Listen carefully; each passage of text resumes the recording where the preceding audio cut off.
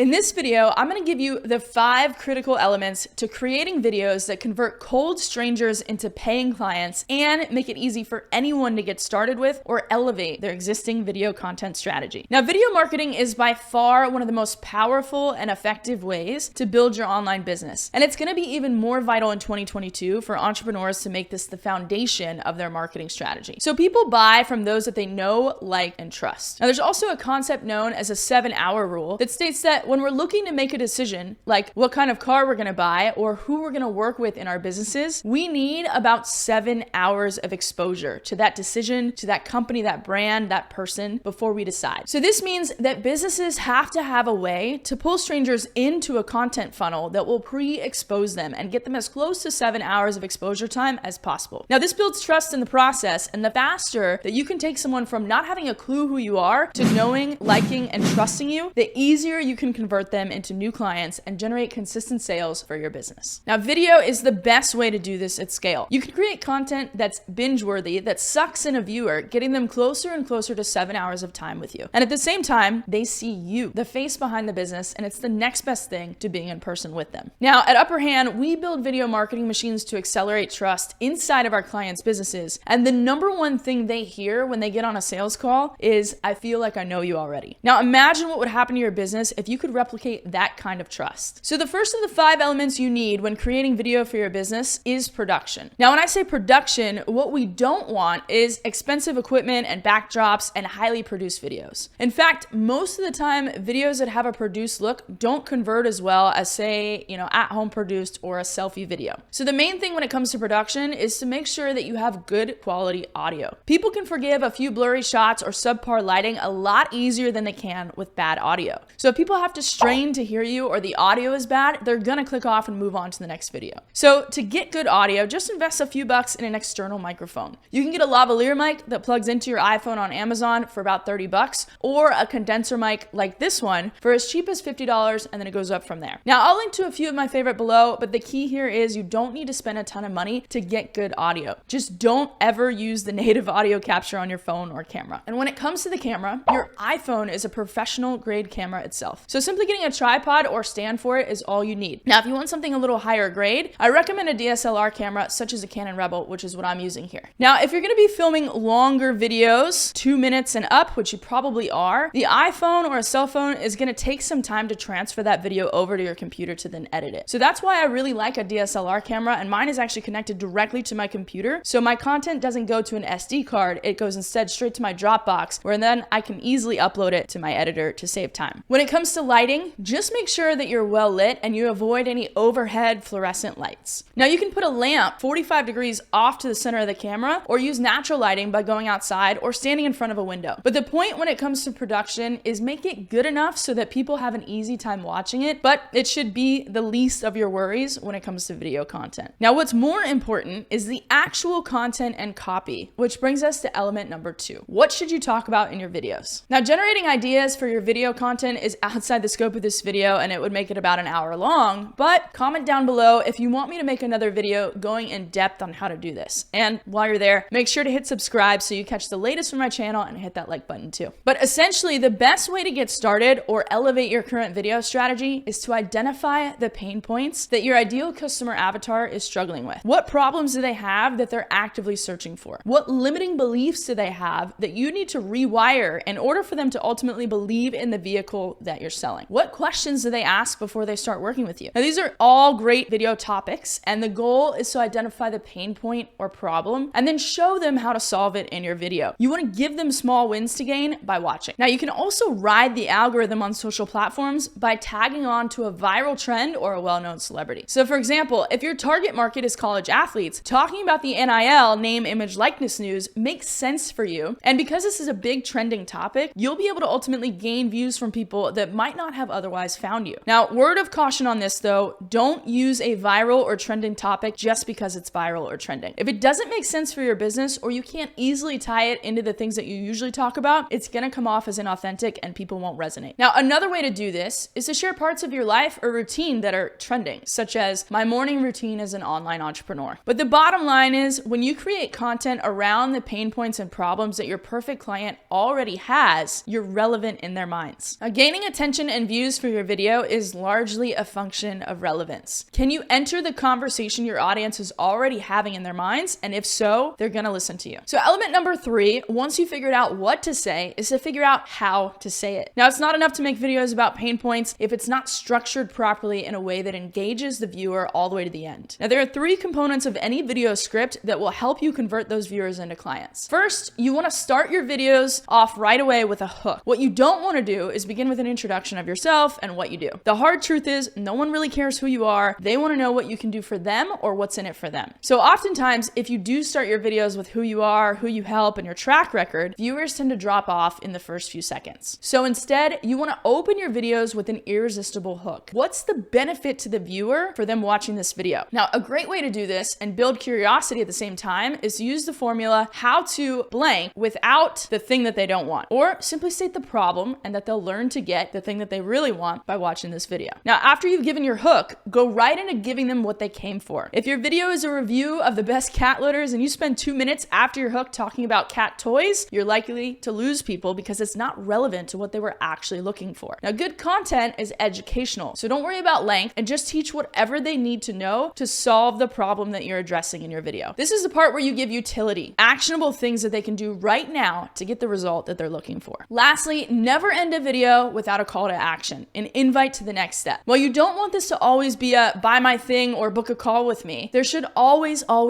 be some kind of next step that you want the viewer to take. Now, most of the time, this can be what we call a soft call to action. So something like subscribe to my channel, like this video, tag a friend who can relate, or you could push them to more free value. So for example, you could say, if you like this video and you want to dive deeper, go to www.mysite.com for a free 1-hour training or to download this checklist here. There, you'll have them give you their email address in exchange for the thing of value. Now, about 20% of the time, your videos can give a direct call to action to book a call with you or to buy. Now that you've got a relevant topic to attract the right person, you've scripted it in a way to convert them from viewer into traffic you own or into paying client, and you've got your video filmed up and ready to go, we now want to take advantage of all the hard work you've put in so far. Now, the common mistake is to create the video and post it once and think that's enough. People are busy and are constantly bombarded, so you need to promote your videos frequently. In fact, you should be spending about 20% of your time and efforts creating new videos and the other 80% promoting it. Another reason video is the essential foundation of any good content marketing strategy is because it's the easiest to repurpose. You should be able to get at least 5 to 10 separate pieces of content and posts from your one video. Now, for a step-by-step of how to repurpose your videos, you can check out my other YouTube video here, but the gist of it is to find 2 to 3 cut downs or highlights that can stand alone from your full-length video. You want them to be about 60 seconds to 2 minutes in length, add subtitles and a catchy headline. Again, think of the formula you use for your hook above when it comes to writing your headlines. Then create a version optimized for all of your social media platforms. You can also create a podcast episode by ripping out the audio. You can transcribe it to turn it into a blog post. Then you can find small quotes that you can tweet and take a screenshot of that tweet and post it to your feed on other platforms like your Instagram and Facebook. Now, all of this is driving traffic back to your main video where your call to action lives, and you're getting attention on multiple platforms at once. Finally, to round out your strategy, element number 5 is what I call buckets. Now, in addition to your value-driven videos where you're solving a problem that your audience is having, you'll also want to show other categories as well. So think of 4 additional buckets that make sense for you personally to create content around. Now, one could be something from your personal life. Another could be fitness if your audience is into high performance. Another one could be mindset, leadership, family, books, what you're reading, random thoughts of the day, and so on. So as you go through your life and you take pictures naturally or you jot down thoughts, organize these into your buckets so that you'll have them as social media posts. And then you can just rotate between each category as you post. Now, the key is to make sure that you're not just posting to your feeds, but to your stories and reels as well. People tend to spend more time on social platforms in the stories and might not actually see what you post to your feed as often. Now, to make this easy, pre-record your stories when you film your video each week. You can take your video topics from earlier, or you can take ideas from each of the buckets I listed before, and you can get on your Instagram story or reel and just talk through it. To make an easy reel, you can add captions as you talk and then repurpose these for TikTok as well. Now, lastly, you could also create a quick video of you talking about your new video that week and then push people over to the full-length version to check it out. But the bottom line is, to make this easy and simple to follow, your stories should take no more than 30 minutes to an hour to film for the upcoming week. Then, if you do 1 pillar video a week using what we've covered above, you should have more than enough content to last you for at least the next week, sometimes 2 weeks, all in less than 2 hours of work per week. So to recap, the 5 elements you need in a great video content strategy for 2022 are production, relevant topics to talk about, using the hook, utility, and call to action script, and then you want to amplify your video for max views. Lastly, add buckets to round out your strategy. Now, the most important thing is to take action. Video marketing will elevate your business if you do it. So go create your first video this week and let me know how it goes and comment down below. But if you want a full step-by-step breakdown of how we actually create video content machines to drive businesses to 6 figures and beyond in less than 2 hours a week, head over to get.upperhandcreative.com/learn and I'll take you through it.